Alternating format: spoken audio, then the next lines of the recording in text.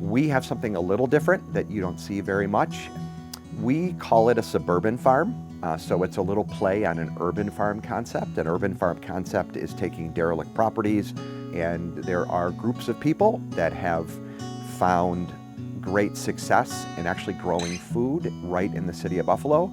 We've taken that concept here to the village of Hamburg, hence Suburban Farm, and that is an orchard and tons of vegetable production. We have laying chickens for eggs, and we've created a working farm right in a village setting.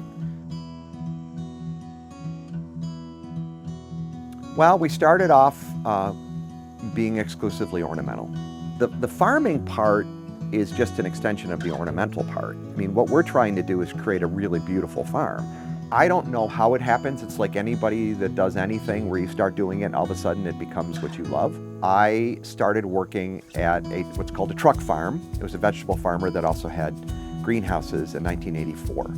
And we created a garden center, which wasn't one before. And I became director of sales and marketing for that garden center.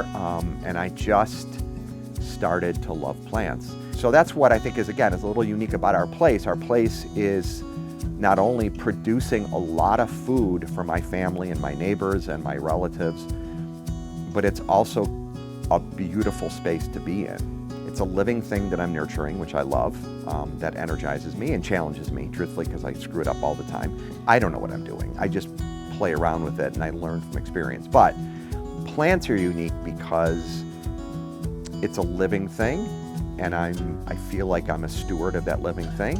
But no, art and gardening and farming in my world become one thing. We use the ornamental portion of our passion to elevate our community, to elevate our neighborhood. So we do most of our flower gardening in the front of our yard, which is seen by thousands of people that drive up and down the street on a weekly basis and walk their children or walk their dogs or whatever it is. But it's very hard to explain to people that don't have this passion what it takes to have this passion. But 5% of what Wendy and I do in the front yard alone, and you replicated that 5% across every single house on our street, you would have the most beautiful neighborhood in Western New York. And that's 5%. Flowers alone, in many cases, are transforming neighborhoods. Just because one person decided that they're going to put some petunias in a bed in the front of their property. Plants and flowers and landscaping and beautification and gardening, whatever we're calling this, has transformed literal streets in the city of Buffalo. I'll never not want to create art. I'm going to be interested in the future in sculpture. I'm really passionate about doing steel sculpture, but I want to do that within the framework of the gardenscape. It's what I think about when I go to bed at night. What am I going to do the next day? What are my chores? What are my plans? But it is my raison d'etre. It is the reason that I get up in the morning.